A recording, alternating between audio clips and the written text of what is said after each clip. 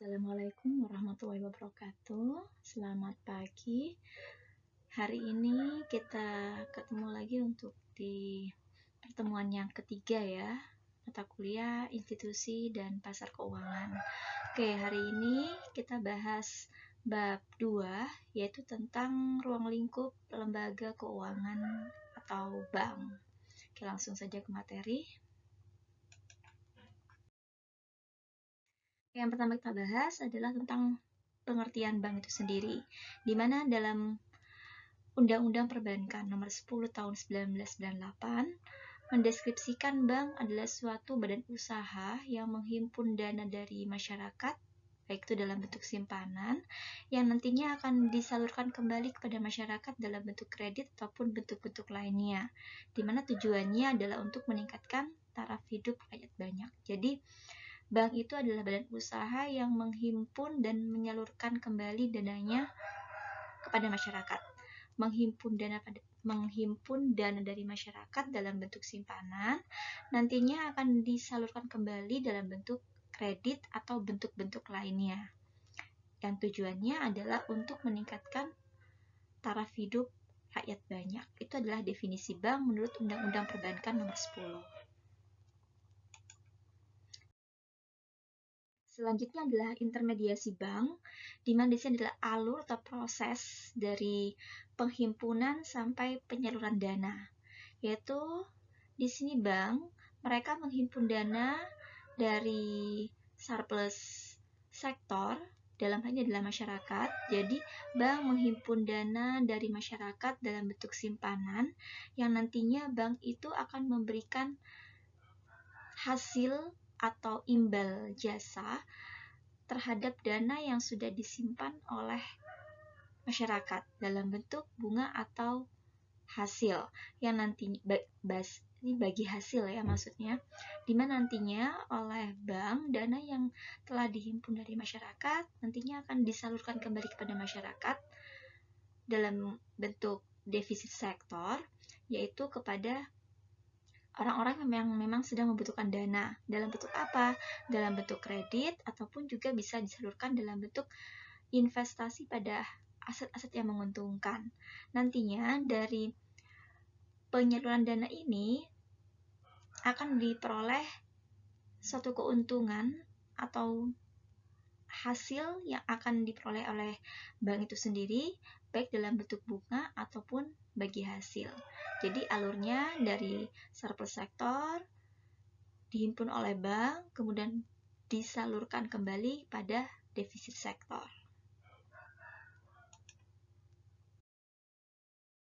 Kemudian jenis-jenis bank.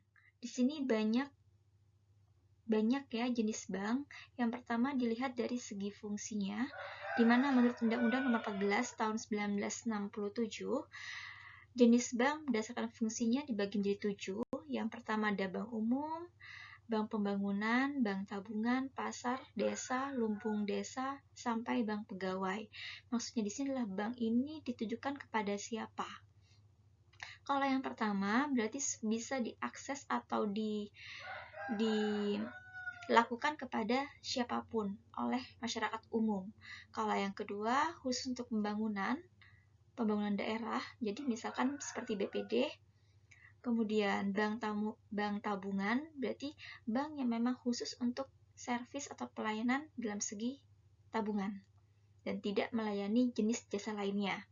Terus yang keempat, bank pasar berarti ditujukan kepada pihak-pihak yang tergabung atau berada dalam cakupan atau dalam satu lingkup pasar. Jadi dari antara penjual ataupun pembeli ataupun yang berhubungan dengan transaksi jual beli. Kemudian yang kelima, bank desa. Jelas ya, sesuai dengan lokasinya berarti bank tersebut berlokasi di desa atau ditujukan kepada masyarakat desa, khusus pada masyarakat desa. Kalau yang keenam, bank lumbung desa. Jadi di sini bank yang memang menghimpun hasil produksi desa. Jadi semua hasil yang diperoleh dari desa nantinya akan dikelola oleh bank itu sendiri. Terus yang ketujuh, bank pegawai berarti bank yang menghimpun dana dari pegawai. Jadi hanya pada pegawai satu perusahaan atau satu dinas tertentu saja. Jadi tidak secara umum. Itu menurut Undang-Undang Nomor 14 Tahun 1967. Yang kedua, menurut Undang-Undang Nomor 7 1992 dan Undang-Undang Nomor 10 Tahun 1998, jenis bank di sini ada dua, bank umum dan BPR atau bank perkreditan rakyat. Untuk bank umum itu jadi sifatnya umum, bisa untuk seluruh lapisan masyarakat. Kalau yang kedua, di sini lebih spesifik, jadi lebih khusus. Jadi ada hal-hal yang tidak bisa dilakukan oleh BPR, tapi bisa dilakukan oleh bank umum. Jadi cakupannya itu untuk BPR lebih sempit dibandingkan bank umum. Kemudian yang kedua dilihat dari jenis kepemilikannya. Ada 5 di sini. Yang pertama, bank milik pemerintah, berarti bank di mana seluruh atau sebagian sahamnya dimiliki oleh pemerintah. Kalau yang kedua, bank milik swasta nasional, berarti kepemilikan sahamnya seluruh atau sebagian dimiliki oleh swasta. Kalau koperasi, berarti kepemilikannya oleh badan hukum yang berbentuk koperasi. Kalau yang keempat, bank milik asing berarti dimiliki oleh pihak yang berada di luar negeri atau asing. Dan yang kelima, bank milik campuran berarti seluruh atau sebagian sahamnya dimiliki oleh dua pihak, yaitu swasta nasional dan asing. Jadi gabungan antara swasta dan asing. Kemudian yang selanjutnya adalah dilihat dari segi statusnya. Jenis bank ada dua, bank devisa dan non-devisa. Untuk bank devisa, di sini adalah bank yang diberi wewenang atau diberi hak untuk bisa melakukan transaksi luar negeri atau transaksi valuta asing. Jadi bisa melakukan transaksi yang cakupannya itu global. Kalau yang kedua, sebaliknya. Untuk non-devisa itu yang masih belum diberikan izin untuk melakukan transaksi luar negeri. Jadi transaksinya itu hanya sebatas dalam negeri. Jadi tidak bisa ke luar. Kemudian dilihat dari cara menentukan harganya, ada bank konvensional dan bank syariah. Kalau konvensional berarti atas dasar bunga, kalau syariah lebih ke bagi hasil. Dengan prinsip-prinsip syariah. Kemudian untuk kegiatan-kegiatan bank. Yang pertama adalah kegiatan dari Bank Perkreditan Rakyat atau BPR, di mana kegiatannya adalah menghimpun dan menyalurkan dana, funding dan lending. Dan larangannya yang tidak bisa dilakukan oleh BPR adalah menerima simpanan giro, mengikuti clearing, dan melakukan kegiatan valuta asing. Jadi 3 hal ini tidak bisa dilakukan oleh bank dalam bentuk BPR. Kemudian kegiatan yang bisa dilakukan oleh bank campuran dan bank asing, yaitu sama ya, funding, tapi di sini fundingnya kecuali tabungan, jadi menghimpun dana kecuali dalam bentuk tabungan. Kemudian untuk penyalurannya, itu untuk bidang perdagangan internasional, industri dan produksi, PMA atau campuran. PMA ini adalah penanaman modal asing. Kemudian yang keempat, kredit yang tidak dapat dipenuhi oleh bank swasta nasional. Ini adalah kegiatan lending untuk bank campuran maupun bank asing. Kemudian kegiatan yang ketiga adalah memberikan jasa bank lainnya. Jadi sama seperti bank umum. Kemudian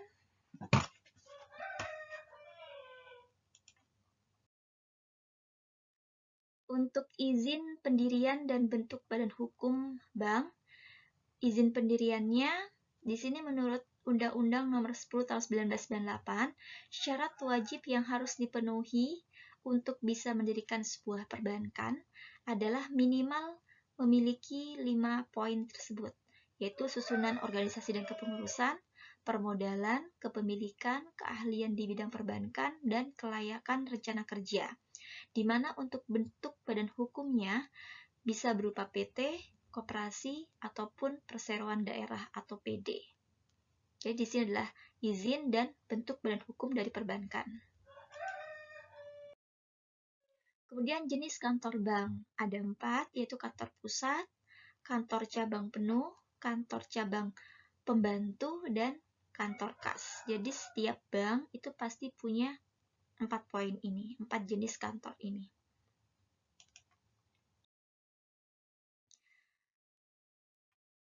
Kemudian di sini adalah tentang penilaian kesehatan bank. Jadi apa sih yang harus diketahui untuk menilai sehat atau tidaknya suatu perbankan? Yaitu yang pertama adalah aspek permodalan, yaitu rasio atau perbandingan antara modal dengan ATMR.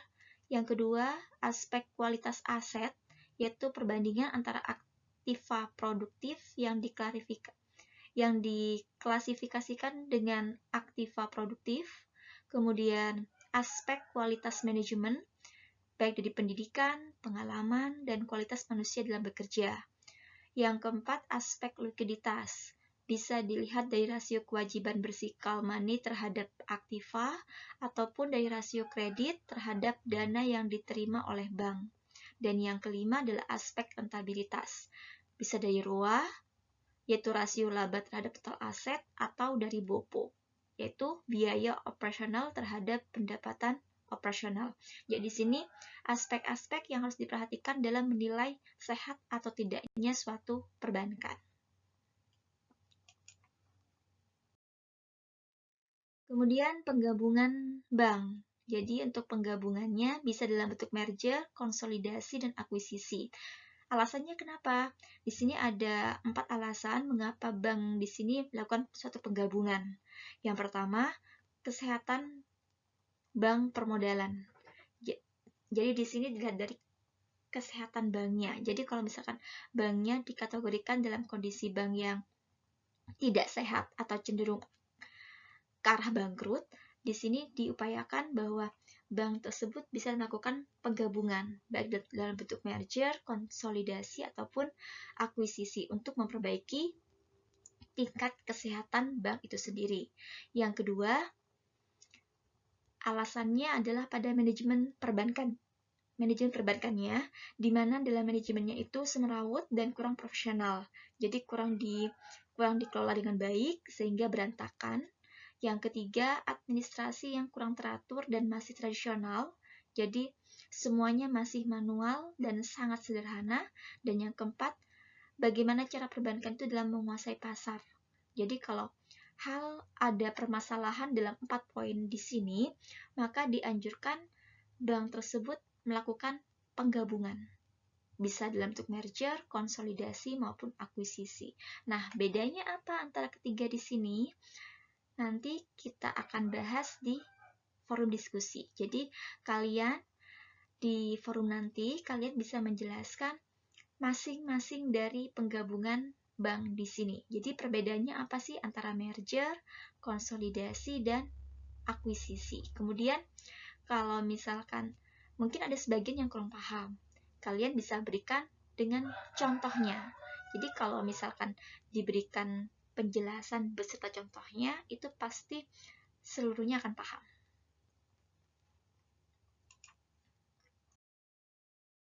Kemudian, rahasia dan sanksi administrasi dari perbankan. Untuk rahasia bank, di sini rahasia bank itu tidak akan berlaku untuk 4 hal. Yang pertama, untuk perpajakan, kepentingan perpajakan. Yang kedua, untuk penyelenggaraan piutang bank. Yang ketiga, untuk kepentingan peradilan perkara pidana. Yang keempat, untuk tukar-menukar informasi antar bank. Jadi jika terjadi 4 hal ini, maka tidak ada lagi yang bersifat rahasia. Jadi semuanya harus transparan dan terbuka.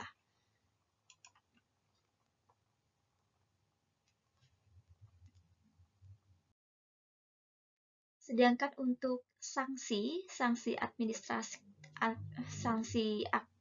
administrasi dari perbankan itu sendiri, ada beberapa. Yang pertama adalah sanksi yang diberikan kepada siapa saja yang melakukan kegiatan perbankan, seperti misalkan menghimpun dana dari masyarakat dalam bentuk simpanan tanpa izin usaha dari Bank Indonesia.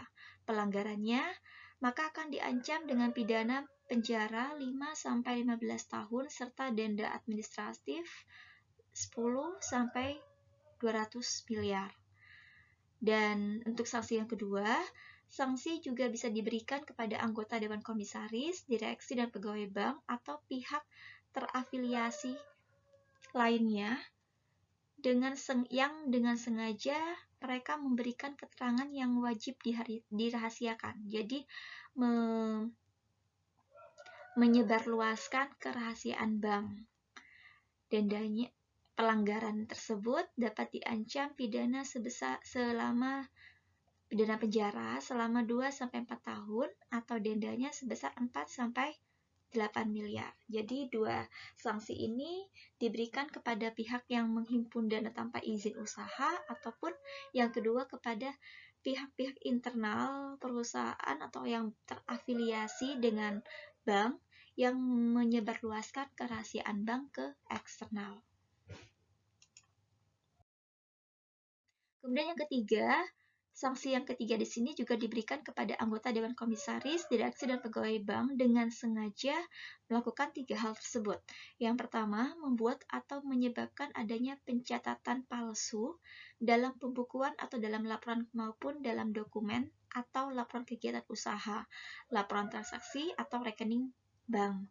Yang kedua, menghilangkan atau tidak memasukkan atau menyebabkan tidak dilakukan pencatatan dalam pembukuan atau laporan kegiatan usaha, laporan transaksi atau rekening suatu bank. Atau yang ketiga, mengubah, mengaburkan atau menyembunyikan, menghapus atau menghilangkan adanya suatu pencatatan dalam pembukuan atau laporan. Sanksinya adalah diancam dengan pidana penjara 5-15 tahun atau denda sebesar 10-200 miliar. Jadi di sini adalah sanksi-sanksi atau hukuman yang bisa diberikan kepada pihak-pihak yang melanggar aturan dari bank yang bersangkutan. Jadi bisa berupa ancaman pidana ataupun denda administratif sekian rupiah, tergantung dari seberapa besar kesalahan atau kesalahan yang dilakukan oleh pihak yang bersangkutan. Oke, mungkin itu saja pemaparan untuk bab 2. Kalau misalkan ada yang kurang dipahami, bisa kita diskusikan di forum. Untuk awalnya, nanti kalian terlebih dahulu menjelaskan atau mendeskripsikan perbedaan antara penggabungan bank yang saya jelaskan di awal tadi. Jadi ada 3 jenis penggabungan. Kalian deskripsikan masing-masing seperti apa, kemudian berikan contohnya untuk tiap penggabungannya seperti apa. Oke, mungkin itu saja. Kurang lebihnya saya mohon maaf. Wassalamualaikum warahmatullahi wabarakatuh.